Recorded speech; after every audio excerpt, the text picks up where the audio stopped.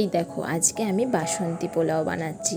তো আগে থেকেই গোবিন্দভোগ চালটাকে ভালো করে ধুয়ে জল ঝরিয়ে তাতে ঘি, হলুদ এবং কাজু কিশমিশ দিয়ে ভালো করে মাখিয়ে রেখেছিলাম চালটায়।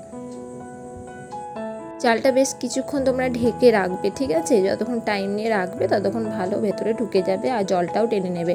তো তারপর দেখো একটা কড়াই আমি তেল দিলাম আর গরম মশলা দিলাম। তো তারপর তেজপাতা দিলাম। এবার ওই চালটা আমি এখানে দিয়ে দিলাম।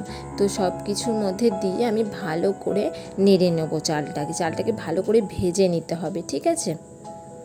এবারে চালটা ভাজা হয়ে গেলে একটা জায়গায় পরিমাণ মতো জলটা করে নেবে। আমি দেখো এখানে 2 গ্লাস জল নিয়ে নিচ্ছি, একবারে মাপ করে নিয়ে নিচ্ছি, ঠিক আছে? তাহলে একবারে এই জলটাতে একদম সেদ্ধ হয়ে যাবে চালগুলো। এই জলের পরিমাণটা তোমাদের ঠিক করে নিতে হবে। আর যদি জল তোমরা বেশি হয়ে যায়, জল ঝরাতে যাও, তাহলে কিন্তু টেস্ট আর পাওয়া যাবে না, ঠিক আছে? জলের মধ্যে আমি একটু নুন দিয়ে দিলাম আর একটুখানি ফুটতে থাকবে, হ্যাঁ। আর একটু সাদা তেল দিয়ে দেবো, দেখো দিয়ে জলটা গরম করতে দেবো। জলটা গরম হয়ে এলে তারপর আমি তাতে চালগুলোকে দিয়ে দেবো। দেখো জলটা গরম হয়ে গেছে, আমি এবার ওই কড়াইয়ে ভাজা চালগুলোকে জলটার মধ্যে দিয়ে দিচ্ছি, দিয়ে আমি ঢাকা দিয়ে রেখে দেবো, ঠিক আছে?